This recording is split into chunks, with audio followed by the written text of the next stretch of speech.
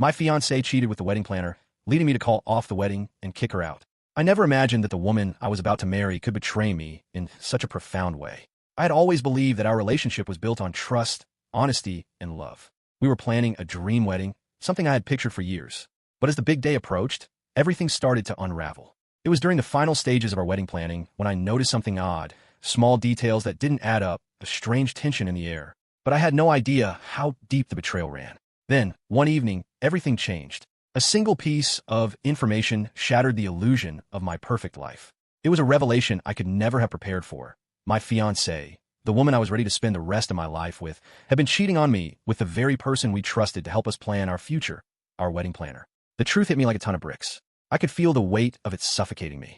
The woman I loved had betrayed me, and now, everything was on the verge of falling apart. From the moment I met Rachel, I knew there was something special between us. We seemed to fit together perfectly, like two pieces of a puzzle that had been waiting for each other. We quickly became inseparable, and our relationship grew stronger with each passing day. I had always dreamed of finding someone to build a life with, and Rachel seemed like the woman I had been waiting for. She was everything I wanted: kind, supportive, beautiful, and passionate. We shared common goals, a love for adventure, and an unwavering commitment to each other. After several years together, I made the decision to propose. I planned the perfect evening, surrounded by the memories we had created together. When she said yes, it was one of the happiest moments of my life. We were engaged, and the future seemed bright. We started planning the wedding immediately, excited to bring our vision to life.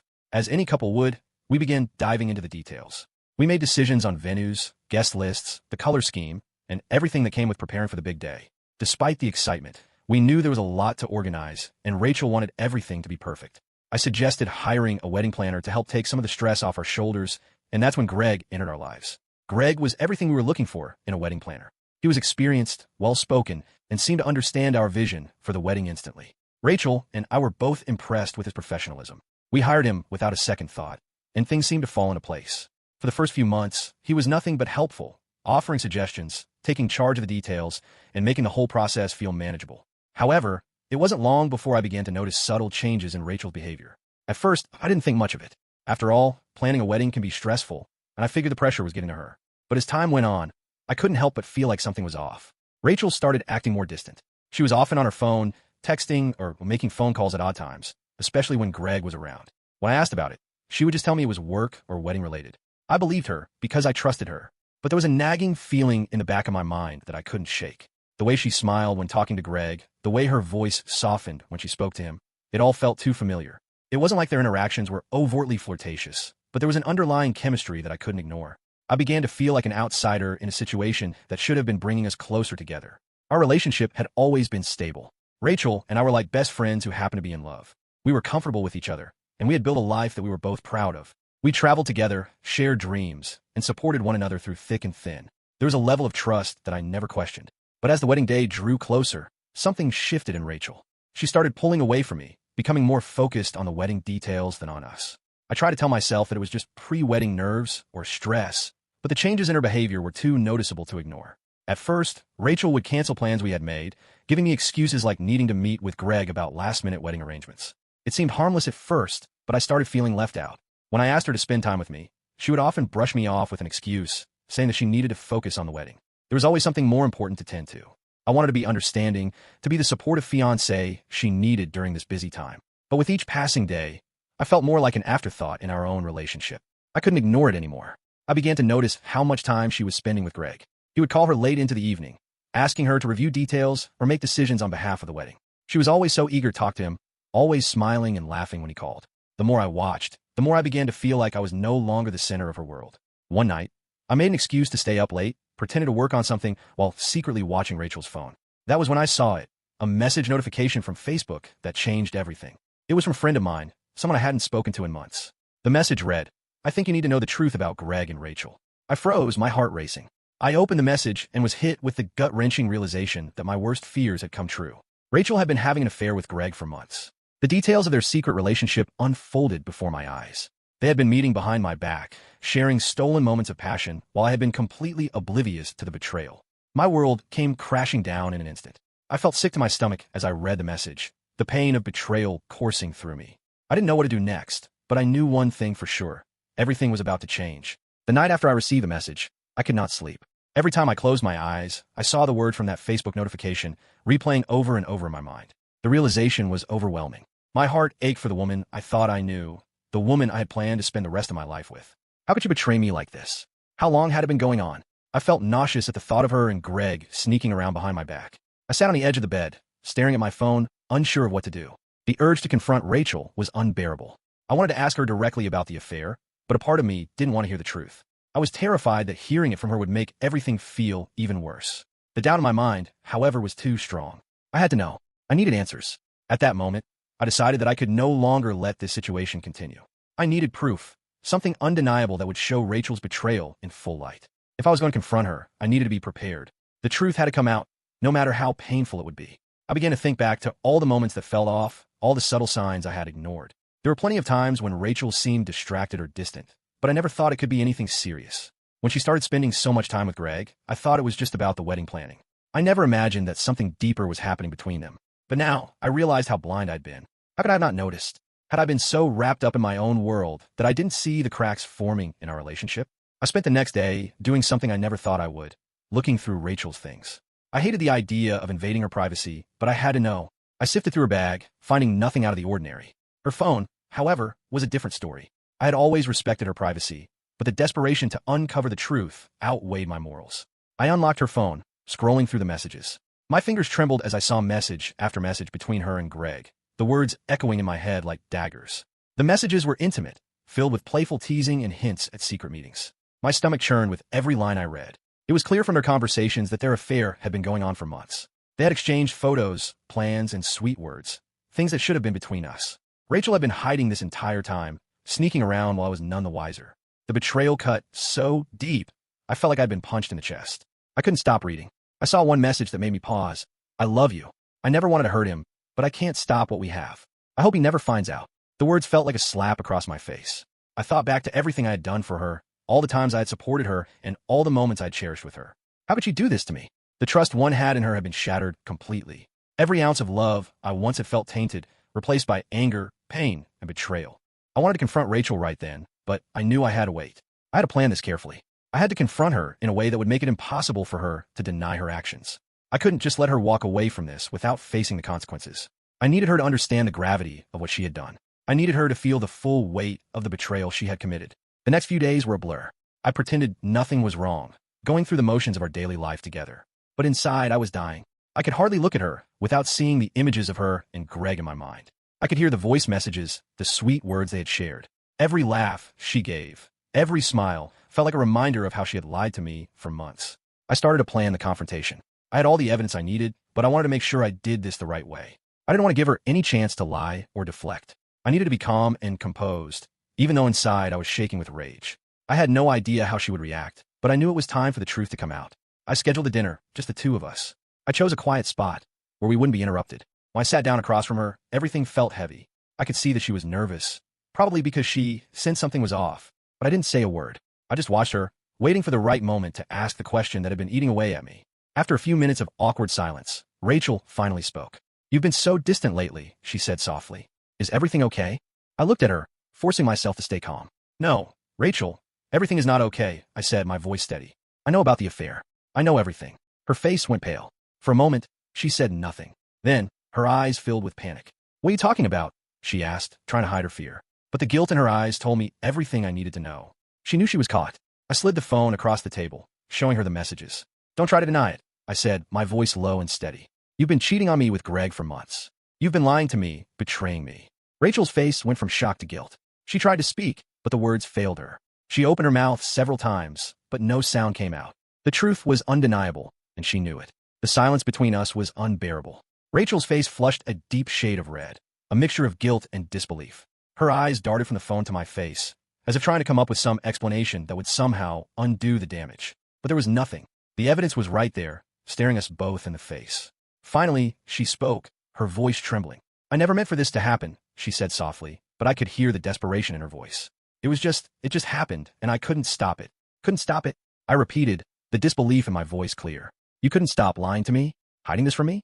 How long has this been going on, Rachel?" The question hung in the air, thick with emotion.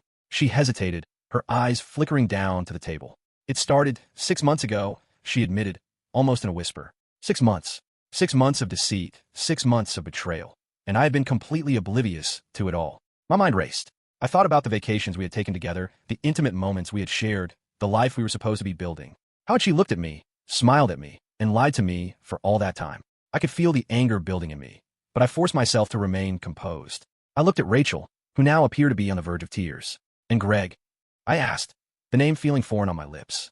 How long has it been with him? Her face crumpled at the mention of his name, and I could see the weight of the truth settle on her shoulders. It wasn't supposed to happen, she repeated, but this time, there was no conviction in her voice. At first, it was just innocent. We were planning the wedding, and he was so helpful. He made me feel special. One thing led to another, and I don't know, it just happened. I could feel the tears welling in my own eyes. How had I been so blind? How had I trusted her? The man I thought I knew, the woman I loved, was someone entirely different. I thought about the way she would smile at me, her loving words, her sweet gestures. How could she have been so cold, to hide this whole affair from me, to lead me to believe everything was fine? You don't even know the damage you've done, do you? I asked, my voice barely above a whisper, the pain so raw it felt like it could consume me. You have no idea how much this hurts, how much it has shattered everything I believed in. This isn't just about an affair. It's about everything you've stolen from me. Rachel reached for my hand across the table, but I pulled it away. The touch of betrayal lingered in the air, and it made me sick to my stomach. I'm so sorry, she said, her voice cracking. I never wanted to hurt you. You have to believe me. I looked at her, feeling nothing but anger. Believe you? You've lied to me for months, Rachel. You've been planning a life with someone else, and you want me to believe that you never wanted to hurt me? I shook my head, disbelief still taking over my mind. You don't get to apologize now. Not after everything you've done. For the first time, she looked defeated. The woman who had once seemed so confident, so sure of herself, was now broken before me. Her facade was gone, and in its place was a person who could not even defend her actions. She had no words left, no excuses, no way to make it right. It was clear to me now that this was not a mistake. This was a choice. She had chosen to hurt me, to betray the vows we were supposed to make, and she had made that choice over and over again. But it wasn't just the affair that had broken me. It was everything else that followed. The lies, the deception, the trust that had been shattered. In that moment, I realized that our relationship was over. There was no coming back from this. We could never go back to the way things were before. The person I had known and loved was gone, replaced by someone I could no longer recognize. I don't know who you are anymore, I said, my voice cold. You've destroyed everything we had. I can't be with someone who has lied to me this way. Rachel's face crumpled even further, and she began to sob. The tears seemed genuine, but it no longer mattered. The damage had been done, and no amount of tears would undo it. I couldn't undo the years I'd spent with her, believing that everything was perfect, that we were building something beautiful. And now, it was all gone, erased by her betrayal. I don't know what to say, she whispered, her voice barely audible. I'm so sorry. I regret everything. But her words meant nothing to me. The truth was out. The affair had been going on for far too long, and there was nothing she could say that would make it better. I had been replaced by someone else, by a man who had taken my place in her heart. And for what? For a wedding planner who was supposed to help us build a future together. It was a cruel joke, one that I can no longer laugh at. I think it's time for you to leave, I said, my voice firm. It was the hardest thing I'd ever said, but I knew it was the only thing left to do. I can't be with you anymore. I need to be alone. Rachel's face twisted in shock, but she didn't argue. She didn't try to fight me. She knew that the damage was irreversible, that there was no way back from where we stood. She stood up from the table, wiping her tears, and without another word, she turned and walked out of the restaurant. The sound of her footsteps echoed in my mind long after she was gone. The days that followed were a blur. I could barely bring myself to leave the house, let alone talk to anyone. My mind kept replaying the moment I found out about Rachel's betrayal, the look in her eyes as she admitted to everything, and the cold realization that my whole life had been a lie. What had I been doing all these years? How had I not seen the cracks forming beneath the surface? The pain of it all felt suffocating, as if a heavy weight was pressing down on my chest. I tried to keep busy, throwing myself into work, but it was impossible to escape the constant thoughts that plagued me. I had been with Rachel for almost 5 years. She was supposed to be the one, the person I could trust, the person I would spend the rest of my life with. But now, everything I knew was shattered. I couldn't help but feel foolish for not seeing the signs earlier, for not trusting my instincts. As the days passed, I found myself distancing from my friends and family. I didn't want to talk to anyone. I didn't want their sympathy or their pity. I just wanted to be left alone with my thoughts. But slowly, I began to see things in a different light. I realized that I had let this happen, that I had allowed myself to be blinded by love, to ignore the warning signs that were right in front of me. I had trusted Rachel completely, and she had betrayed me in the worst possible way. But as painful as it was, I couldn't stay stuck in that dark place forever. I had to move on. I had to take control of my life again, even if it meant letting go of the person I had once believed in. The hardest part was not just losing Rachel, but losing the future I had imagined with her. All the dreams, the plans, the life we were supposed to build, It was all gone, and I had to learn how to rebuild everything from the ground up. I started focusing on myself again, something I had neglected for years. I spent time doing things I enjoyed, things I had put off in favor of building a future with Rachel. I went back to the gym, I reconnected with old friends, and I took the time to reflect on what I really wanted from life. It wasn't easy, and there were days when the pain would resurface, but slowly I began to heal. One of the hardest parts of moving on was dealing with the aftermath of Rachel's actions. She tried to contact me a few times after that night, sending me messages filled with apologies, regrets, and pleas for forgiveness. But each time I blocked her. I couldn't allow her to continue to take up space in my life. She had already taken enough from me. The damage was done, and I needed to put myself first for once. Eventually, I had to move out of the apartment we had shared. It was a painful decision, but I knew it was the right one. I couldn't stay there, surrounded by memories of the life I thought we were building together. So, I packed up my things and moved into a smaller place. It was a fresh start, one that I desperately needed. Over time, I began to notice that I was no longer consumed by anger or sadness. The bitterness that had once taken over me slowly faded, replaced by a sense of clarity. I realized that I deserved better than what Rachel had given me. I deserved someone who would love and respect me, someone who would never betray my trust the way she had. It was a painful lesson, but it was one that I needed to learn in order to grow. As for Rachel, I never saw her again after that night. I heard through mutual friends that she had tried to move on with her life, but I didn't care to know the details. Her affair with the wedding planner had cost her more than just our relationship. It had cost her the trust and respect she once had in my eyes. It had cost her everything.